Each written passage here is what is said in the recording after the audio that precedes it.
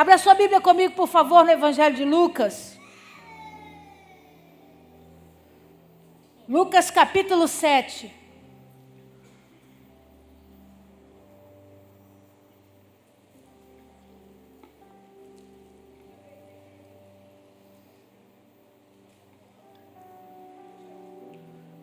Lucas capítulo 7, eu vou ler a partir do verso 36.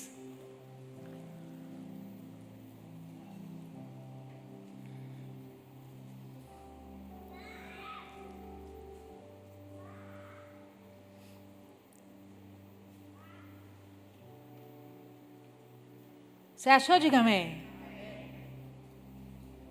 Assim diz a palavra do Senhor para nós essa noite. Convidou-o um dos fariseus para que fosse jantar com ele. Jesus, entrando na casa do fariseu, tomou lugar à mesa. E eis que uma mulher da cidade, pecadora, sabendo que ele estava à mesa na casa do fariseu, levou um vaso de alabastro com unguento, e estando por detrás aos seus pés, chorando, regava-os com suas lágrimas e os enxugava com seus próprios cabelos, e beijava-lhe os pés e ungia com unguento. Ao ver isso, o fariseu que o convidara disse consigo mesmo: se este fora profeta, bem saberia quem e qual é a mulher que lhe tocou, porque é pecadora. Dirigiu-se Jesus ao fariseu e lhe disse: Simão, uma coisa tenho a dizer-te. Ele respondeu: dize-a, mestre. Certo credor tinha 2 devedores. Um lhe devia 500 denários e outro 50. Não tendo nenhum dos 2 com que pagar, perdoou-lhes a ambos. Qual deles, portanto, o amará mais? Respondeu-lhe Simão: supondo que aquele a quem mais perdoou, replicou-lhe: julgaste bem. E voltando-se para a mulher, disse a Simão: vês essa mulher? Entrei em tua casa e não me deste água para os pés. Esta, porém, regou os meus pés com lágrimas e os enxugou com seus cabelos. Não me deste ósculo. Ela, entretanto, desde que entrei, não cessa de me beijar os pés. Não me ungiste a cabeça com óleo, mas esta com bálsamo ungiu os meus pés. Por isso te digo, perdoado-lhe são os seus muitos pecados, porque ela muito amou. Mas aquele a quem pouco se perdoa, pouco ama. Então disse a mulher: perdoados são os teus pecados. Os que estavam com ele à mesa começaram a dizer entre si: quem é esse que até perdoa pecados? Mas Jesus disse à mulher: a tua fé te salvou, vai-te em paz. Feche os seus olhos e abaixe a sua cabeça. Poderoso Deus, em nome de Jesus, essa é a tua santa palavra. E nós estamos reunidos aqui nessa noite para ouvir a tua voz. Por isso eu me coloco atrás da cruz de Cristo, a sombra do Onipotente. Eu te peço que o Senhor tome esse altar que é teu de honra e direito, ministre sobre nós, para a glória do teu nome, no nome poderoso de Jesus. Amém. Amém, amém. Você pode aplaudir ao Senhor, a Ele a honra, a glória e o louvor para sempre, aleluia. A Bíblia vai dizer para nós, no capítulo 7 do Evangelho de Lucas, que Jesus, em sua rotina de pregação do Evangelho e anunciação do reino, chega numa determinada cidade. Alguns teólogos acreditam ser a cidade de Naum. Uma cidadezinha pequena, uma vilazinha pequena que era caminho, né? Era obrigatório se passar na porta da cidade de Naum, se ele quisesse fazer o caminho de volta para Jerusalém. E foi exatamente dessa forma, Jesus passando na porta da cidade, que ele encontra o cortejo. Quem lembra da história do cortejo? Uma mulher chorando muito porque o seu filho tinha morrido. Então, a história vai dizer que se relatava do filho da viúva de Naim. Então, Naim não era o nome do viúvo, né? Naim era o nome da cidade. Então, provavelmente, Jesus estava passando na cidade de Naim, quando alguns fariseus que estavam ali reunidos o observavam. E nessa época existiam 2 grupos de fariseus. Os fariseus eram um grupo religioso específico e que eles tinham dentro da sua estrutura uma veia religiosa muito forte, onde todo o intuito de discurso de conversa era para trocar informações sobre a lei, para questionar as escrituras, para saber até que ponto o que estava sendo dito era verdade ou heresia. Então, essa era a rotina dos fariseus. Mas dentro da estrutura religiosa, existia um grupo de fariseus que usava o título, de fariseu, de um homem religioso, para se promover, para se tornar um cidadão público. Olha aqui para mim, vê se não é assim hoje, nos dias de hoje também. Muitos religiosos se aproveitam do título para se promoverem. E esse homem, especificamente, quando ele tem o encontro com Jesus, ele observa Jesus vindo para a cidade de Naim, então ele diz: hoje é a chance de eu me tornar famoso de vez. Por quê? Porque eu vou convidar esse homem que tem feito diferença por aí, esse homem que tem sido comentado, esse homem que tem trazido referenciais, as pessoas estão falando dele, as pessoas comentam sobre os seus discursos, comentam sobre as suas operações de milagres. Então, por que não trazer esse homem para dentro da minha casa e ter a oportunidade de ser íntimo dele? Então, não existia um interesse real, não existia um interesse digno. Na verdade, esse fariseu só queria um relacionamento onde ele, se fosse hoje, onde ele ganhasse likes, onde ele tivesse muitas curtidas, quando na verdade ele não queria aproveitar da fonte de água viva que estava ali, passando pela porta daquela cidade. Então, esse homem, a Bíblia tem o nome dele. Quem é que sabe o nome dele? Acabei de ler. Como é que era o nome do fariseu? Versículo 40. Dirigiu-se Jesus ao fariseu e lhe disse: Simão, Shimon em hebraico. Era um nome muito comum, Quem é que se chamava Shimon também? O Pedro, O nome dele era Shimon, e Jesus então começa a chamá-lo de Pedro. Essa troca de nomes tinha muita influência sobre as regiões da onde eles eram, Então, Saulo nunca mudou de nome para Paulo, é o mesmo nome, em hebraico Shaul, Saulo. E nas regiões da Grécia, onde Paulo praticamente ministrou quase todas as igrejas de lá, a pronúncia era Paulo, não era Shaul, não era Saulo. Você entendeu? Diga amém. Então, Shimon ou Simão era um nome muito conhecido naquela época. E esse homem, então, convida Jesus. Observa comigo o 36.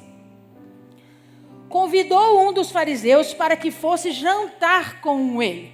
Então, toda vez que se promovia jantares dessa forma, não era algo improvisado. Eram banquetes verdadeiros. Se promoviam banquetes grandiosos. Uma mesa enorme era posta, E os anfitriões se colocavam numa mesa de uma altura baixa, se colocavam ao redor dessa mesa, não sentados como nós ficamos hoje, mas praticamente deitados, onde eles se apoiavam com um braço e com o outro, pegavam os alimentos da mesa. Eu pedi o Felipe para pôr a foto para vocês verem. Observa a mesa baixa, os alimentos aqui, os homens sentados à volta, Jesus também sentado com os pés para trás. Era o costume. Observa que é uma casa, isso é uma imagem figurativa. Observa que é uma casa com bastante elementos. Então, era um fariseu bem-sucedido, era um homem que tinha condições. Ele não apresenta para Jesus um jantar qualquer. E ele promove um banquete, e Jesus é o convidado especial daquela noite. Continua lendo o texto comigo, por favor. Versículo 37. E eis que uma mulher da cidade, pecadora, sabendo que ele estava à mesa na casa do fariseu, levou um vaso de alabastro com unguento e estando por detrás, aos seus pés, chorando, regava-o com suas lágrimas e os enxugava com os próprios cabelos, e beijava-lhe os pés e ungia com unguento. Põe para mim de novo, Felipe, por favor. Ela entra pela porta da casa e se posiciona atrás de Jesus. Como os pés deles estavam posicionados para trás, ela se apoia e se inclina sobre os seus pés. A minha pergunta é: qualquer pessoa pode entrar na sua casa, sim ou não? Não. Então, nós precisamos entender que essa mulher estava debaixo de uma ousadia muito grande. Por dois grandes motivos que eu entendo. O primeiro é que a Bíblia deixa clara que ela era uma pecadora. Provavelmente uma prostituta. E esse tipo de mulher não tinha acessibilidade a casas. Principalmente a casa de famílias. Elas viviam nas ruas e moravam em lugares específicos para as prostitutas. Então, por ela ser uma mulher pecadora, possivelmente uma prostituta, a cidade de Naim era um reduto de mulheres como ela.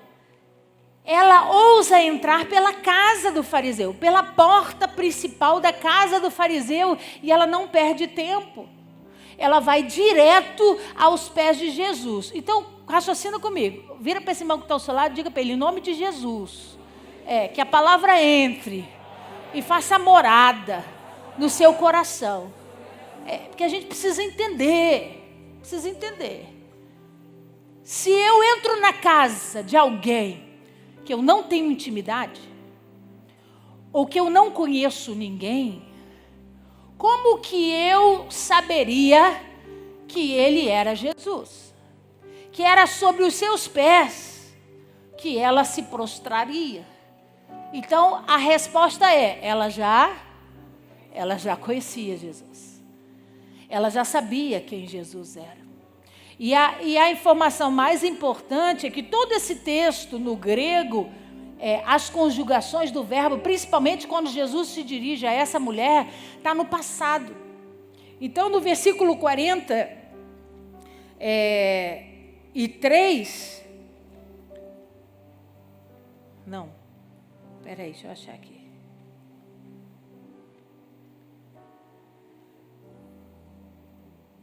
Versículo 48, diz assim, Jesus falando para ela, então disse a mulher, perdoados são os teus? No grego está escrito assim, perdoado já foram os seus pecados. Então, o que a gente entende? Essa mulher, ela desfrutou de algum momento na presença do Senhor, ouviu a sua mensagem, aquilo entrou dentro dela de uma forma muito poderosa. E foi exatamente esse contato externo com o mestre que deu coragem para que essa mulher entrasse na casa de um estranho, entrasse na casa de um religioso. E ela entra premeditadamente. Pergunta para mim, por quê, pastora? Porque ela carrega coisas. Olha aí o que diz. Versículo 37. E eis que uma mulher da cidade pecadora, sabendo que ela estava à mesa com fariseus, levou um vaso de alabastro com unguento e estava por detrás de seus pés chorando e regava-os com suas lágrimas e enxugava com seus próprios cabelos. Ela não chega lá na emoção. E soube que tem alguém importante na casa do Shimon, vamos para lá. Ela, vamos, oba! Não, ela passa em casa. Porque ela pega um vaso de alabastro, o utensílio que era pessoal, particular. Ela leva esse vaso com unguento, com uma especiaria, um arômata, um perfume. Normalmente isso era dado como herança, um presente de herança, para ser vendido debaixo de uma necessidade. Então ela observa que o fariseu convida Jesus para jantar na casa dele, ela se prepara para esse encontro, ela vai em casa, ela pega o vaso de alabastro, em um outro elemento que eu vou explicar. E ela vai em direção a Jesus. Quando entra na casa do Simão, ela se prostra aos pés de Jesus e ela começa a fazer uma série de coisas. Para a gente entender, a cultura da época dizia que o anfitrião da casa deveria oferecer os seus servos para lavar os pés dos seus convidados. Pergunta para mim, por quê, pastora?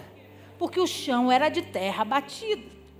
Então todo mundo já chegava com os pés empoeirados, aquelas sandálias abertas, né? Então era de praxe o anfitrião, o dono da casa, convidar os seus servos trazerem uma bacia e lavarem com o jarro os pés, secarem com uma toalha. Isso significava, você é bem-vindo a estar aqui. Depois desse procedimento, eles pegavam um pouco do óleo, que é o bálsamo, né? E derramava e ungia a testa, que representava, além de você ser bem-vindo, você é muito estimado, você é muito querido. Nós reconhecemos que você tem algo de especial. Então, toda vez que se recebia alguém ilustre em casa, esses procedimentos aconteciam. Era natural acontecer. Só que quem faz isso não são os servos do Simão. Não são os servos do Simão. Quem faz isso é uma pecadora. Quem faz isso é uma mulher prostituta, que entra na casa, se joga aos pés de Jesus. E aí, então, ela tem nas mãos o vaso de alabastro. Bruno, pega para mim ali no memorial, aquele maior. E ela se prostra aos pés de Jesus. Mas ela não lava os pés de Jesus com água. Lê comigo. 38. E estando por detrás, aos seus pés chorando, regava-o com suas lágrimas e os enxugava com os seus próprios cabelos e beijava-lhe os pés e ungia com unguento. Unguento é essa especiaria, esse óleo precioso, perfumado.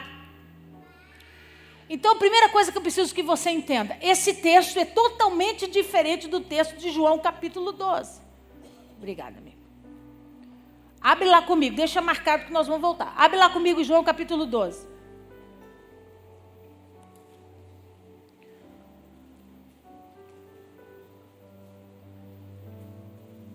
Para você não pregar bobagem por aí.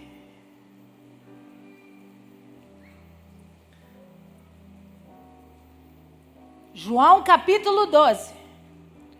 6 dias antes da Páscoa foi Jesus para... diga para esse irmão, Betânia. Diga assim para ele, não é. Naum. Continua lendo. Onde estava Lázaro, a quem ele ressuscitara entre os mortos? Deram-lhe, pois, ali uma ceia. Marta servia, sendo Lázaro um dos que estavam com ele à mesa. E então Maria, tomando uma libra de bálsamo de nardo puro, muito precioso, ungiu os pés de Jesus e os enxugou com seus cabelos, e encheu-se toda a casa com o bom perfume do bálsamo.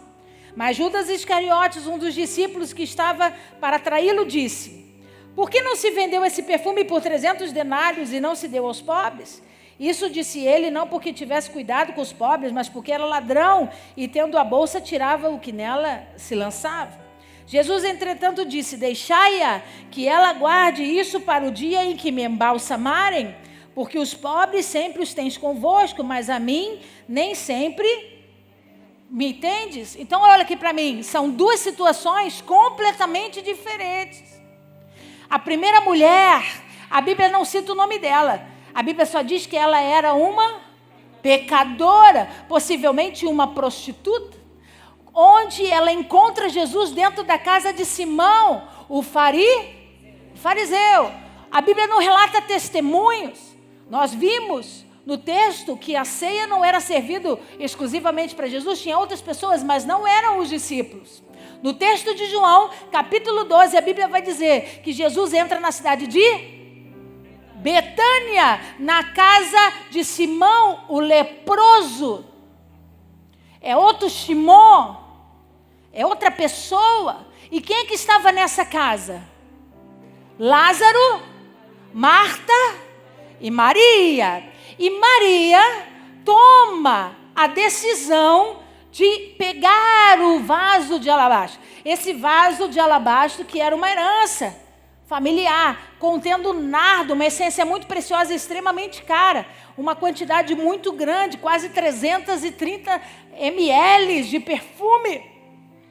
Então ela quebra o vaso de alabastro, porque essa tampa é colada, ela precisa quebrar para derramar o perfume. E ela derrama todo o perfume desse vidro aos pés de Jesus. Enxuga com seus cabelos.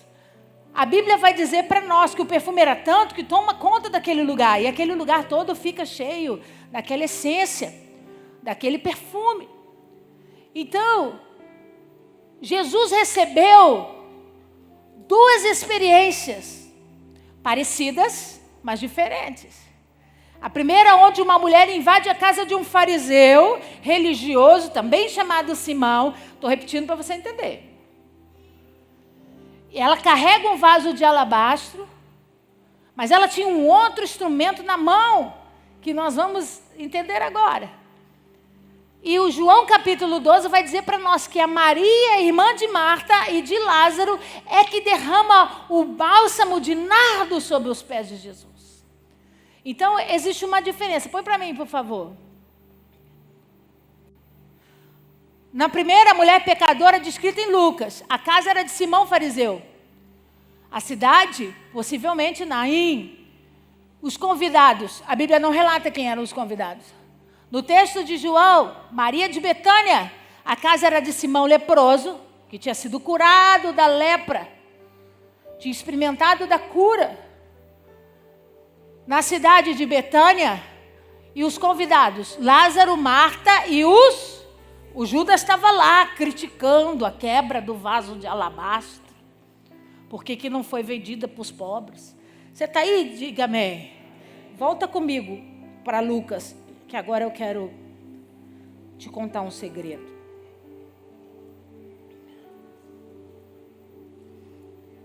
A mulher de Lucas 7, a pecadora, a possivelmente prostituta, ela não carregava apenas um vaso de alabastro nas suas mãos. Ela tinha um outro instrumento bem parecido com esse, que a Bíblia vai chamar para nós de vaso de lágrimas. Observa o que diz o texto. 38. E estando por detrás aos seus pés, chorando, regava-os com suas lágrimas. Olha o discurso de Jesus. 44. Entrei em tua casa e não me deste água para os meus pés. Essa, porém, regou os meus pés com lágrimas. Olha aqui. Você pode estar chorando muito, tendo crise de choro. Isso não era uma linguagem figurativa. Todo o texto está debaixo de um contexto literal. Então não era uma filosofia, não era uma forma bonita ou poética de dizer, ela derramou toda a sua lágrima aos meus pés. Não, amigo, ela realmente derramou. E se você chorar muito, copiosamente, você molha a roupa, você faz uns pingos, mas você não rega nada. Como é que você rega alguma coisa? É uma quantidade de água em abastança. Você simplesmente não joga 3 pingos d'água. Tem que ter uma quantidade de água. O termo não foi colocado aí de forma enganada. Verdadeiramente, ela não pingou lágrimas sobre os pés de Jesus. Porque por mais que ele fosse sensível, podia até passar despercebido. O que ela fez? Ela literalmente regou os pés dele com água. Existia nas suas mãos um outro vaso de alabastro, só que ao invés de óleo, de perfume dentro, ele continha lágrimas. Põe para mim, por favor, Felipe. Esses eram os vasos de alabastro, chamado vaso de lágrimas. Esse aqui pontiagudo era usado pelos romanos, eu vou explicar isso mais na frente. E esse pretinho aqui era usado, muito mais usado pelos moradores do Oriente Médio. Vai lá no Salmo, na referência, por favor. Abra sua Bíblia comigo, vai lá. Salmo 56. Olha o que diz o rei Davi.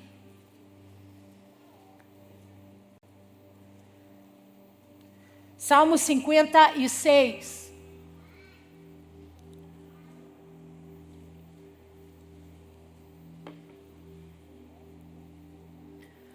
Verso 8. Contaste os meus passos quando sofri perseguições. Recolheste as minhas lágrimas no teu odre. Não estão elas escritas no teu livro?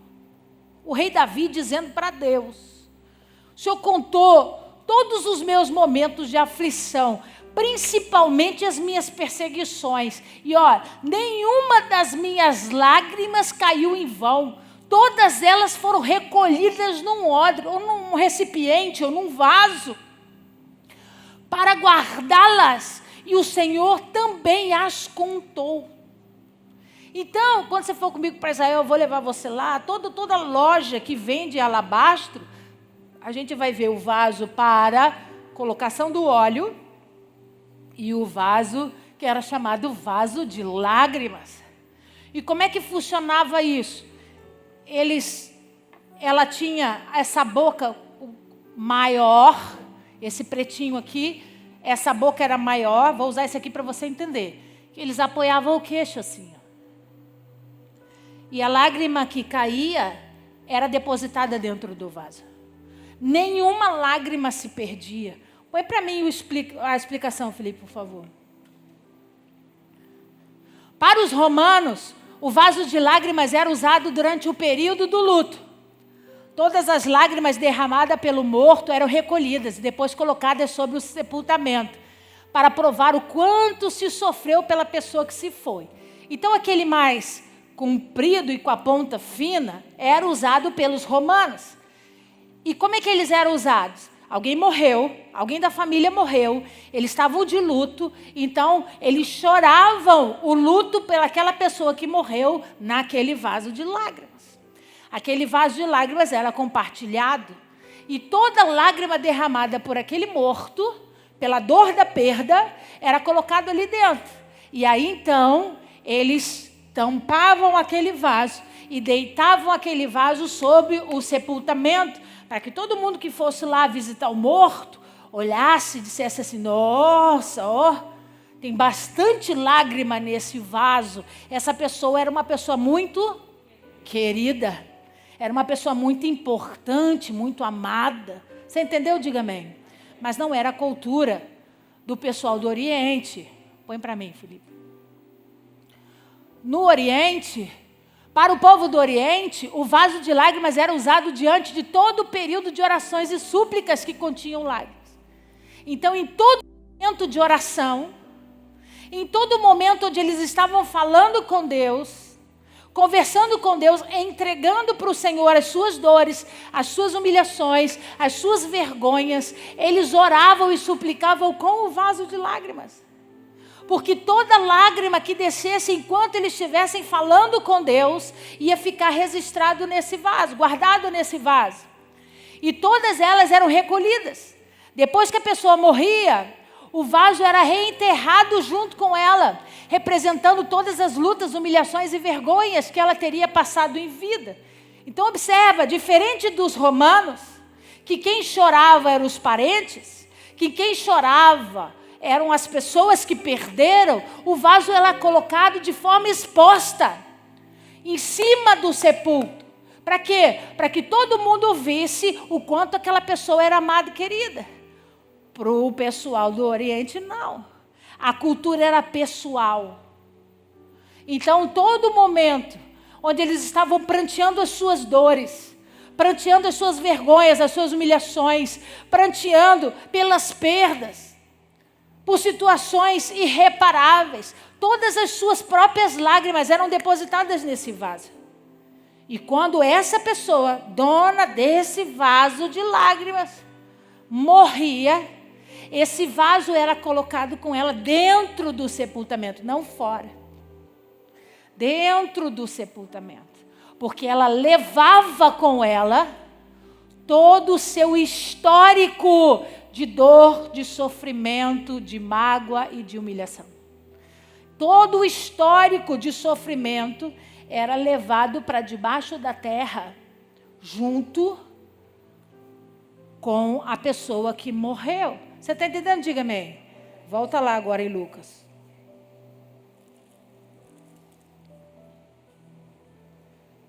Versículo 37.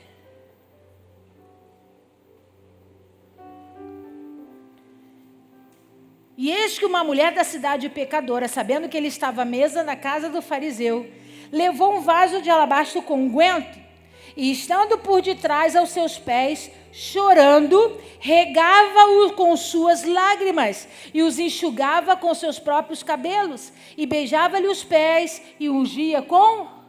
Então ela entra naquela casa, debaixo de propósito. Ela já conhecia o mestre, ela já tinha tido um encontro com ele. Isso foi suficiente para dar a ela força, coragem, ousadia para experimentar uma proximidade, para experimentar um nível de intimidade diferenciado. Ela se achega por detrás dele e a primeira coisa que ela faz, observa que ele relata que ela carrega o vaso de alabastro, mas o primeiro ato é o derramar, o regar com as lágrimas. Então o que ela faz? Quando ela se prostra, ela pega o vaso de lágrimas dela, o histórico da sua própria vida. Ali estavam contidos todas as suas lágrimas de vergonha, de humilhação. Todas as vezes que ela orou dizendo para o Senhor, eu estou nessa vida, mas eu não quero essa vida. Eu preciso me humilhar, eu preciso me vender, eu preciso praticar essas coisas horríveis que eu pratico para sobreviver. Mas isso me gera um mal-estar, isso me faz mal, não é a vida que eu quero. Não é a vida que eu sonhei para mim.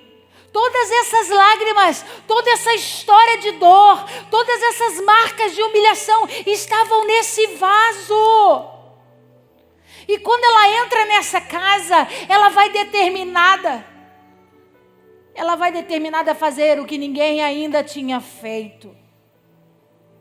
Ela destampa o vaso dela e ela derrama sobre Jesus todas as suas dores. Todas as suas aflições, todo o histórico, memória emocional da sua vida, ela decide, eu vou fazer diferente de todo mundo.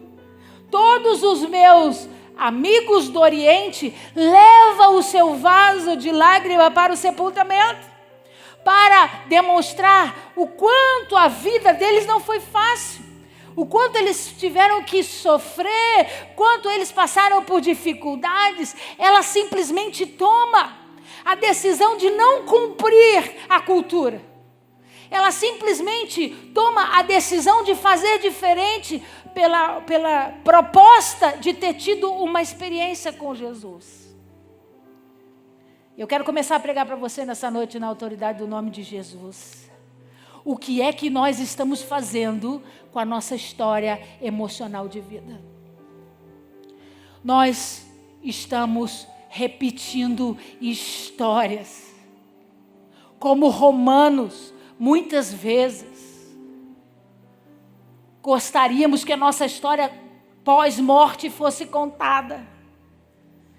Muitas coroas de flores, muitas pessoas chorando no caixão e contando, meu Deus, como essa pessoa era boa.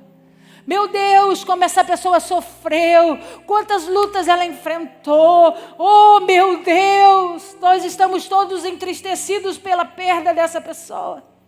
E ali sob o sepulcro é instaurado o memorial. Na quantidade, hoje nós colocamos coroas de flores, na época eles colocavam os vasos de lágrimas. Ou então nós temos um outro grupo. Um grupo que não consegue abrir mão. do vaso de lágrimas. Ele pode ter passado por experiências poderosas com Jesus. Ele pode ter passado por experiências onde ele ouviu Jesus falar, onde ele foi tocado pelo Mestre, onde ele sentiu poder, onde ele experimentou de coisas que ele jamais experimentou, mas ele é incapaz de derrubar o seu vaso de lágrimas. Por que, pastora? Porque aqui é a história da vida dele. Quando as pessoas chegam, ele diz assim: olha a minha vida, você fala isso porque você não me conhece, você não sabe o que eu sofri, você não sabe quantas dores eu passei, você não sabe quantos ventos sopraram contra mim, contra a minha casa, contra a minha família, você não tem ideia de quanto que eu pelejei.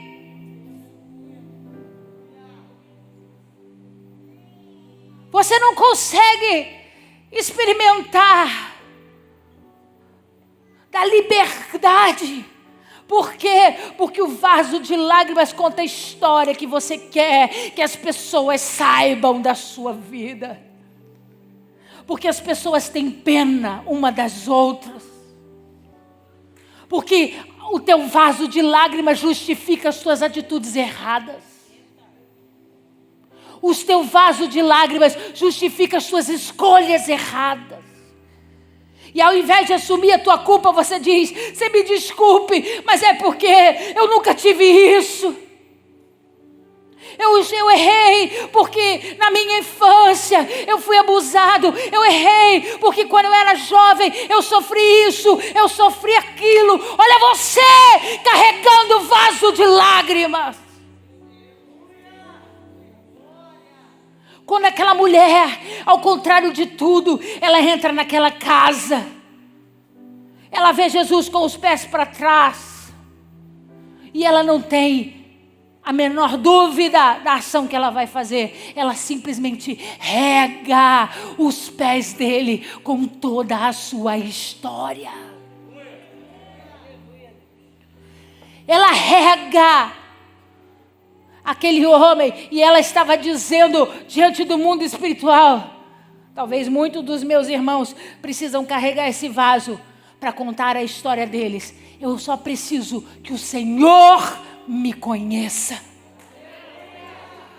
Eu só preciso que o Senhor saiba das minhas dores. Que o Senhor reconheça as minhas aflições. Eu não quero que ninguém conte as minhas lágrimas.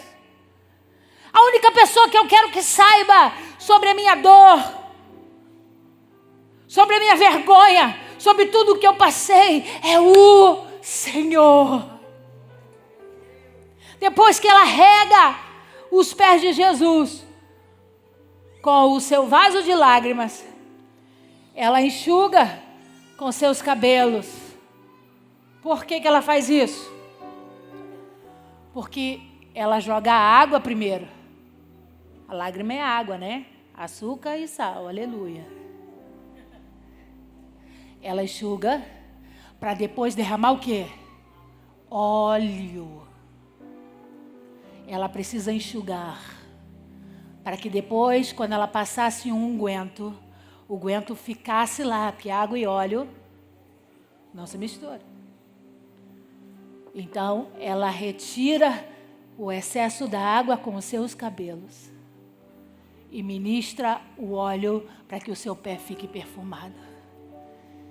E aí é um dos discursos mais bonitos para mim. Lê comigo, por favor.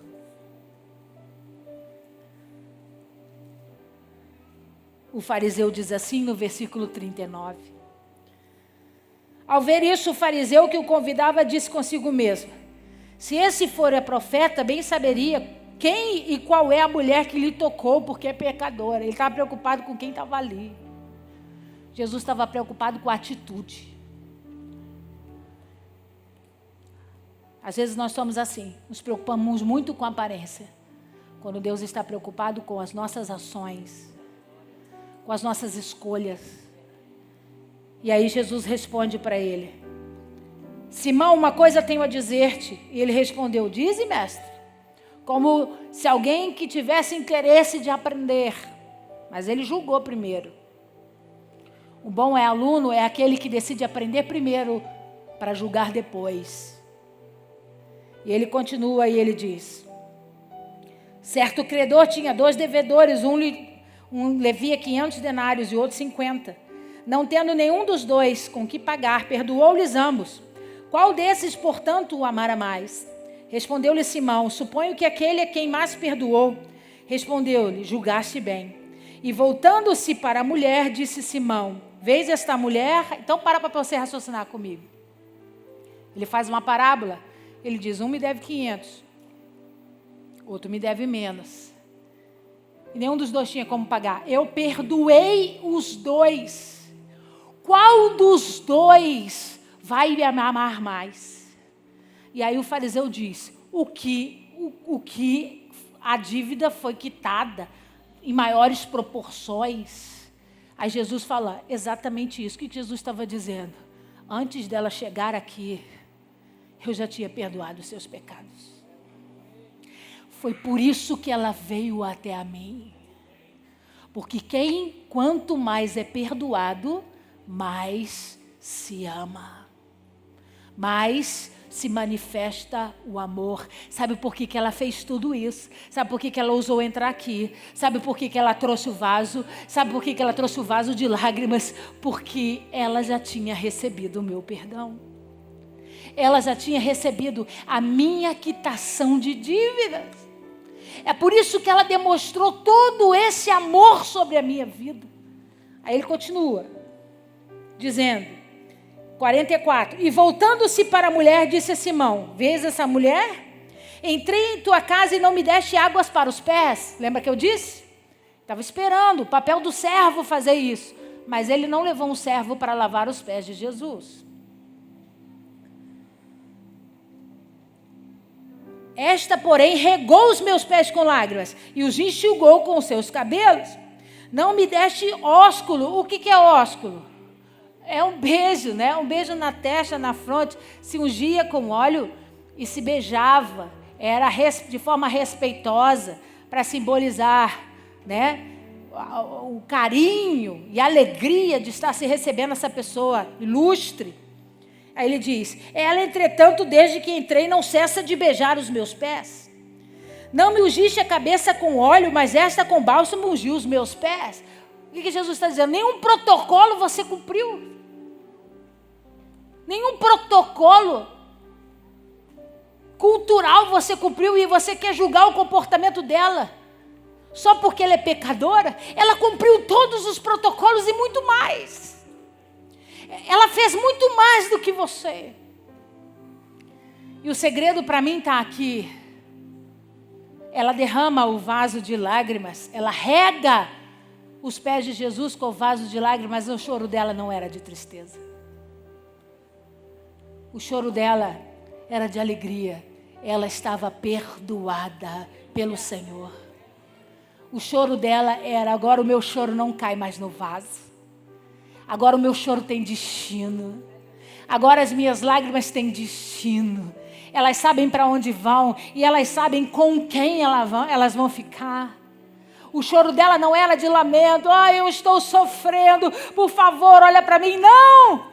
Ela já tinha sido encontrada por ele. Ela já tinha recebido o perdão dele. Então aquele choro, amigo, era de contentamento. Era o choro que a gente faz quando a gente adora a Deus. Você não adora com dor. O teu pranto é de alegria, porque você tem certeza que você está na presença dele. E a partir do momento que você está na presença dele, tudo é transformado. E aí, ele continua e diz,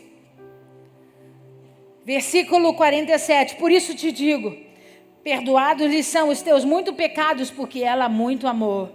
Mas aquele a quem pouco se perdoa, não dá valor. Aquele que não reconhece os seus erros e não entende que eles são graves, ele não dá valor ao perdão.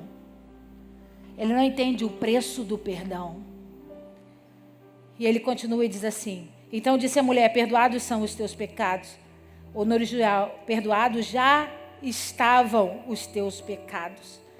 O que estavam com ele à mesa começaram a dizer entre si, quem é esse que até perdoa pecados. Mas Jesus disse à mulher: a tua fé te salvou. Vai-te, além de ter os pecados perdoados. Ela foi convidada a se chamar de filha. Pastora, o que a senhora quer? Eu vou terminar. Mateus, capítulo 8, verso 17, se eu não me engano, vai dizer para nós que Jesus operava milagres e curas de enfermidades, expulsava demônios, para cumprir o edito de Isaías 53. Onde diz: Ele tomou sobre si todas as nossas enfermidades. Todos os que foram curados por Jesus experimentaram da profecia. Presta atenção aqui para você alcançar e eu vou terminar. Todos que experimentaram da cura física de Jesus, os aleijados, os leprosos, os cegos, os surdos, os mudos, os coxos, os paralíticos, todos os que respingaram sobre eles a cura de Jesus, experimentaram a promessa de Isaías 53. A promessa de Isaías 53 é uma realidade, não porque o texto diz, mas porque muitas pessoas experimentaram. Você está aí? Diga amém. Mas eu preciso dizer para você que a primeira mulher a experimentar a segunda parte de Isaías 53 foi a pecadora de Lucas 7. Porque o texto diz assim: Ele tomou sobre si todas as nossas enfermidades e as nossas dores levou sobre si. Olha lá. Ele levou sobre si as nossas dores, é emocional. Enfermidade é doença física. São coisas diferentes. Todos os que experimentaram cura física testemunharam Isaías 53, mas até aquele momento ninguém tinha experimentado de Cristo levar sobre si as dores emocionais, o choro pela vergonha, pela humilhação, o choro pelos percalços, pelas dificuldades. A pecadora de Lucas capítulo 7 foi a primeira a derramar suas dores sobre os pés de Jesus. Pastora, o que a senhora quer dizer com isso? Eu quero dizer para você, na autoridade do nome de Jesus, aonde você tem depositado o seu vaso de lágrimas. Nós precisamos decidir essa noite a entregá-los nos pés do Senhor. Por quê, pastora? Porque uma vez derramado, não se recolhe mais. Uma vez que você jogou, você não consegue voltar com as lágrimas para o vidro. O que isso significa, pastor? Nunca mais você vai contar essa história triste. Nunca mais você vai usar isso como testemunho de dor sobre a sua vida. Por quê? Porque não está mais sobre a tua propriedade. Não está mais nas suas mãos. Agora foi tudo derramado sobre ele. As suas dores estão sobre ele. Não tem como mais trazer de volta. Uma vez que foi derramado, acabou. Vida nova, vida que segue. Assume o seu papel de filho e começa uma história nova para a glória do nome do Senhor. Fique de pé no seu lugar.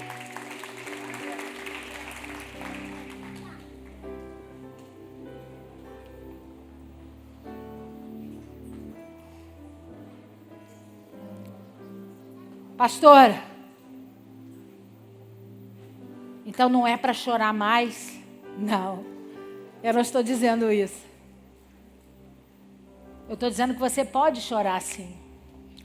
O choro dura uma noite, porque você vai derramar aos pés dele. Ele não vai ser marca registrada de uma história infeliz e triste. O que aconteceu, aconteceu. Eis que faço novas todas as coisas. Eis que eu, o Senhor, te dou direito a uma vida nova e uma vida em abundância.